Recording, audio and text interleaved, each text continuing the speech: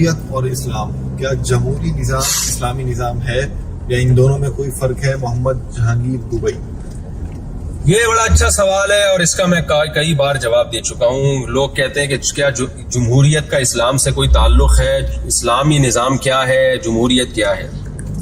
دیکھیں، یہ بات خوب سمجھ لیں کہ اسلام کسی ایک طریقہ حکومت کو فوکس نہیں کرتا کہ گورنمنٹ اس طرح سے بننی چاہیے۔ کوئی خاص طریقہ نہیں ہے اسلام میں۔ یہی وجہ ہے کہ نبی صلی اللہ علیہ وسلم نے کوئی خاص طریقہ نہیں بیان کیا، کوئی اسپیسیفک طریقہ، کیونکہ حالات کے لحاظ سے وہ طریقے چینج ہو سکتے ہیں، اس لیے اسلام نے اس میں لچک رکھی ہے تاکہ قیامت تک اسلام چل سکے۔ آپ دیکھیں، نبی صلی اللہ علیہ وسلم کے بعد صحابہ نے مشورے سے حضرت ابو بکر کو بنایا، کیونکہ کچھ ایسی روایات تھیں جن سے پتہ چلتا تھا، واضح حدیث سے کہ پتہ چلتا تھا کہ آپ صلی اللہ علیہ وسلم چاہتے ہیں کہ میرے بعد ابو بکر بنے، لیکن آپ نے صاف لفظوں میں نہیں کہا کہ میرے بعد ابو بکر خلیفہ ہوں گے، یہ نہیں کہا، لیکن اشارے دے دیے، اپنے مسلح پہ کھڑا کر دیا، اور سب سے نبی کے کلوز وہی تھے تو اس لیے ان کو بنا دیا گیا۔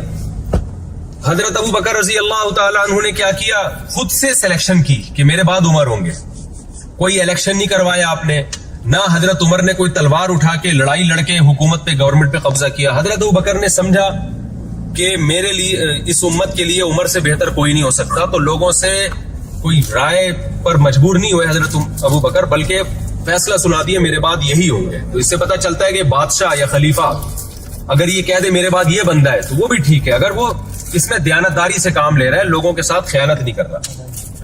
پھر حضرت عمر نے کیا کیا؟ 6 آدمیوں کی کمیٹی بنا دی، 6 آدمیوں کی کمیٹی بنا دی اور کہا کہ یہ 6 سلیکٹ کریں گے۔ اس میں بھی یہ نہیں ہے کہ پورے الیکشن کروائے ہوں پوری اسلامی ریاست سے، بھئی یہ 6 ہی ہیں، انہی میں سے کسی ایک کو سلیکٹ کرنا ہے۔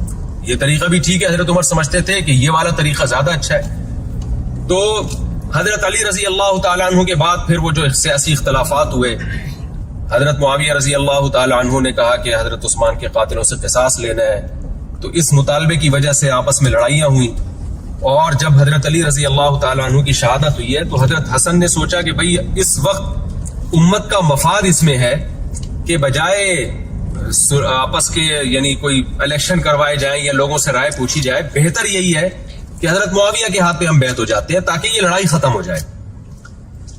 تو حضرت حسن کی نظر میں یہ شرعی طریقہ تھا کہ بھئی طاقت ان کے پاس ہے، قوت ان کے پاس ہے، ہمارے پاس بھی ہے، لیکن 2 طاقتیں اکٹھی ہوں گی تو اتحاد نہیں ہوگا، ایک طاقت دستبردار ہو جائے دوسرے کے حق میں۔ حضرت حسن کو لوگوں نے کہا بھی کہ یہ تو ذلت کی بات ہے، عار کی بات ہے کہ آپ کے والد کی لڑائی ہوئی اور آپ ان سے بیعت ہو رہے ہیں۔ تو انہوں نے کیا فرمایا کہ میں جہنم کی آگ پر اس ذلت کو ترجیح دیتا ہوں، میں نہیں چاہتا کہ مسلمانوں کے 2 گروہ آپس میں لڑیں۔ تو حضرت علی معاویہ کے حق میں وہ دستبردار ہو گئے اور حضرت معاویہ اس وقت مسلمانوں کے برحق خلیفہ بن گئے۔ حضرت معاویہ نے سمجھا کہ میرے بعد میرا بیٹا یزید نظام مملکت کو سنبھال سکتا ہے، تو انہوں نے بیٹے یزید کو بنا دیا۔ فیصلہ درست تھا نہیں تھا اس میں تو آرا چلی آ رہی، لیکن وہ یہ سمجھتے تھے کہ یہ صحیح ہے۔ تو اسلام نے اسپیسیفک کوئی خاص طریقہ حکومت بنانے کے لیے متعین نہیں کیا۔ ہاں یہ ضرور اسلام نے بتایا ہے کہ جب کوئی حاکم بن جائے گا تو بے شک غلط طریقے سے ہی بنے، وہ بننے کے بعد اس کی اطاعت کرنی ہے آپ نے۔ بخاری کی حدیث ہے، اسمعوا واطیعوا ولو سلط علیکم رجل حبشی کأن رأسہ ذبیبہ۔ آپ صلی اللہ علیہ وسلم نے فرمایا سنو اور اطاعت کرو اگرچہ تم پہ حبشی غلام مسلط کر دیا جائے۔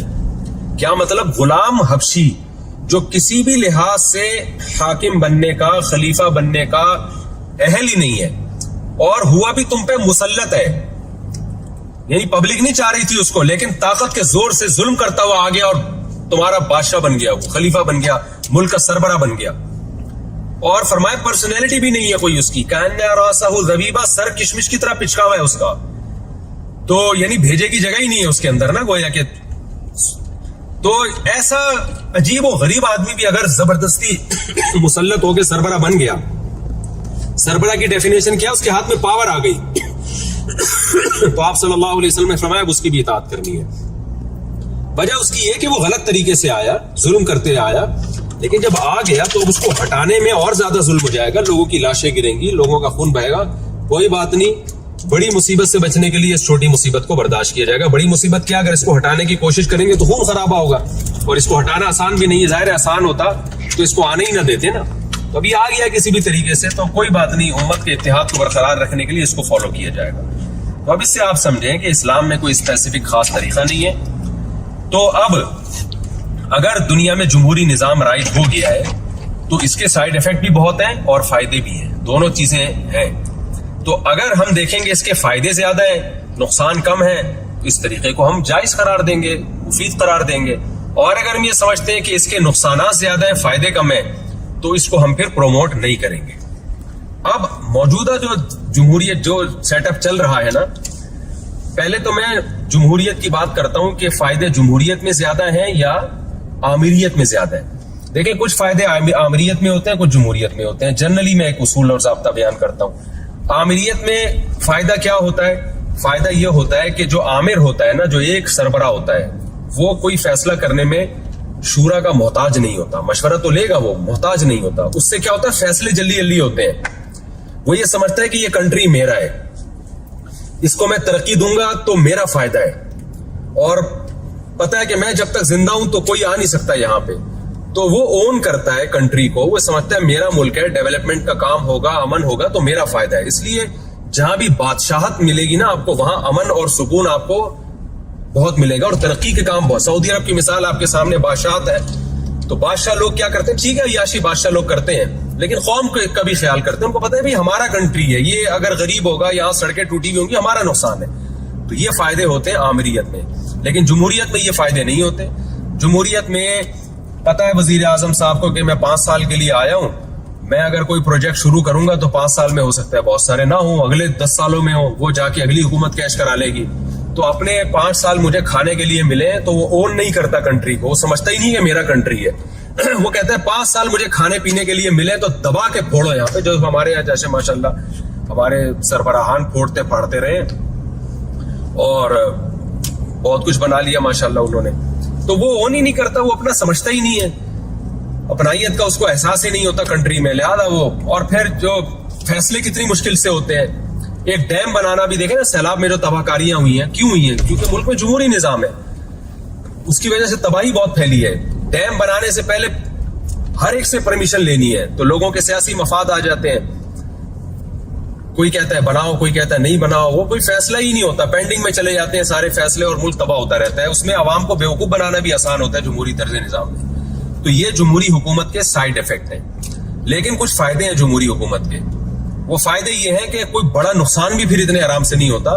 غلط فیصلہ کرتے ہوئے بھی اس کو جو ہے نا اسمبلی سے قانون پاس کروانا ہوتا ہے، اکثریت کی رائے لینی ہوتی ہے. تو غلط فیصلے بھی پھر جیسے اچھے فیصلے نہیں ہو پاتے تو غلط بھی نہیں ہو پاتے. جبکہ آمریت میں بادشاہ سلامت کی اگر کھوپڑی گھوم جائے، سربراہ کی کھوپڑی گھوم جائے اور وہ کوئی کچھ بھی کر لے تو کوئی پوچھنے والا نہیں ہوتا. تو وہاں یہ بھی ہوتا ہے کہ ظلم بھی بعض دفعہ بہت ہوتا ہے کہ بادشاہ سلامت کی مرضی چل رہی ہوتی ہے، بہت سے بے گناہ لوگوں کو بلا وجہ جیل میں ڈال دیا ہوتا ہے، چھوٹی چھوٹی باتوں پہ سزائیں اتنی سخت دے رہا ہوتا ہے کہ پوچھنے والا نہیں ہوتا اس کو. تو یہ سائیڈ افیکٹ ہوتے ہیں. تو اس لیے ہونا یہ چاہیے کہ اگر آپ، خاص طور پہ ہم چونکہ اسلامی کنٹری میں، تو ہم اسلام کے حوالے سے بات کریں گے کہ اگر آئین کی بالادستی حقیقی معنوں میں ہو تو پھر آمریت سے جمہوریت بہتر ہے. شرط یہ کہ آئین، قانون کی بالادستی ہو. تو اگر ہمارے کنٹری میں آئین چونکہ اسلامی ہے، جو آئین کی شق ہے کہ قرآن و حدیث کے منافی کوئی قانون نہیں بنے گا، تو اگر یہ آئین کی حقیقی معنوں میں پاسداری ہو، ہمارے حکمران اس کی پاسداری کریں، تو پھر جمہوری طرز حکومت ہمارے ہاں بہتر ہے. لیکن عدلیہ ہمارے ہاں مضبوط ہو جائے، تو جمہوری حکمران کوئی گڑبڑ کرے تو عدالتیں بک جاتی ہیں، اس کی وجہ سے بڑا نقصان ہوتا ہے. کیونکہ پھر آمریت میں یہ ہوگا کہ وہ غیر شرعی قوانین بھی، دیکھیں نا جنرل مشرف نے کیا کیا، زبردستی عدالتی خلا کو رائج کر دیا ہمارے معاشرے میں. اب اس کی وجہ سے پورا خاندانی نظام ہی تباہ و برباد ہو رہا ہے. اگر جمہوری حکومت ہوتی تو یہ عدالتی خلا اتنے ذریعے نہیں، اتنے آرام سے نہیں ہو سکتا تھا، کہ اس میں ظاہر ہے اس کو پرمیشن لینی پڑتی اسلامی نظریاتی کونسل سے، اور بہت کچھ ہوتا، اس کے بعد جا کے احتجاج بھی ہوتا. لیکن جنرل مشرف نے ایک آرڈر دیا اور اٹھا کر کے وہ کسی کو پتہ ہی نہیں، اور وہ سارا سیٹ اپ ہی برباد کر دیا. سودی نظام، جو سپریم کورٹ نے جو سود کے خلاف قانون پاس کیا، جنرل مشرف نے ڈنڈے کے زور سے اس کو کالعدم قرار کروا دیا، کالعدم کروا دیا اس کو.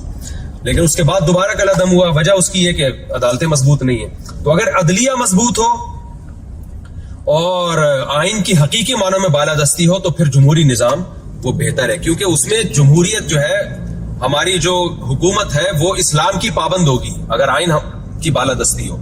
آج وہ اسلام کی بولنے کی حد تک پابند ہے, حقیقت میں وہ اسلام کی پابندی نہیں کرتے.